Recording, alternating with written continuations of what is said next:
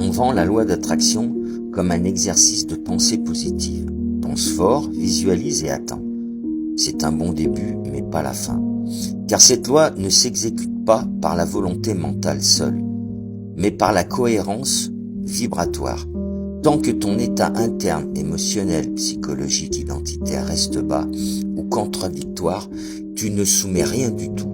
La loi confirme juste ton état. Et la loi te renverra juste la résultante de tes vibrations. Et on ne parle pas de la vibration de l'instant au moment où tu essaies d'agir sur cette loi. On parle de ta vibration, la vraie, celle qui t'habite tous les jours. La loi d'attraction n'est pas un bouton magique, superficiel que l'on tourne suivant ses envies. C'est un amplificateur. Si tu n'augmentes pas ta vibration, elle amplifie ce que tu es déjà. Ta vibration, c'est ton état réel constant. Tu ne la changes pas en visualisant ou en répétant des phrases. Le processus est un peu plus complexe. La loi d'attraction n'obéit pas, elle reflète. Si tu demandes la guérison, mais que tu n'as pas été chercher et corriger les énergies et sentiments qui ont appelé au fond de toi cette maladie. Car tu le sais très bien, la maladie, c'est le mal a dit. Le mal te parle. Il te montre la discordance en toi. Si tu demandes l'abondance, mais vis dans la peur, la tension, le manque. Mentalement, tu demandes en te concentrant dans l'instant, mais vibratoirement, dans ta vie, de tous les jours, tu vas émettre quoi? Tu vas attirer les situations qui correspondent et qui confirment qui tu es. Donc, pas de guérison, pas d'abondance. Ce n'est pas un échec, c'est la loi, c'est son fonctionnement exact. La vraie clé n'est pas de demander plus fort, avec la bonne vibration dans l'instant, mais de travailler ton état interne, le travail sur toi. La loi d'attraction, tu ne peux pas la convaincre. Elle se domine par la fréquence. Alors, méfie-toi, la majorité des vendeurs de la loi d'attraction font une chose très précise.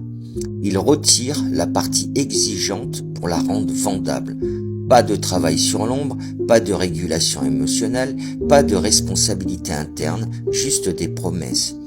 S'ils disaient toute la vérité, ou s'ils connaissaient la vérité, ils ne la vendraient plus, cette loi d'attraction.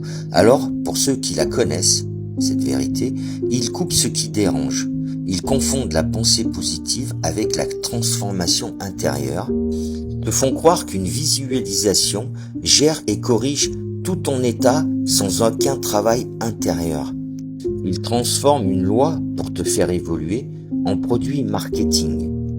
La loi d'attraction n'a rien de mystique, ni de bienveillant. Elle est froide, mécanique, exacte. Ceux qui la vendent comme une fée cosmique ne transmettent pas une sagesse. Ils anesthésient les gens, car ils ne feront pas le travail sur eux. La loi d'attraction n'est pas fausse. Sa mise sur le marché, elle l'est. Ceux qui la vendent sans parler d'incarnation, d'ombre et de responsabilité vibratoire ne transmettent pas une loi, ils distribuent une illusion. Une petite précision qui a son importance pour finir, si tu agis sur la loi d'attraction sans être passé par la vraie spiritualité, celle qui te demande un travail profond interne, le travail de regarder en face et transcender tes miasmes.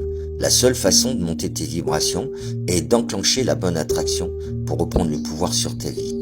C'est peut-être qu'à force de visualisation, tu es tombé dans la vibration de convoitise. Et cette vibration basse, c'est le bas astral qui y répond.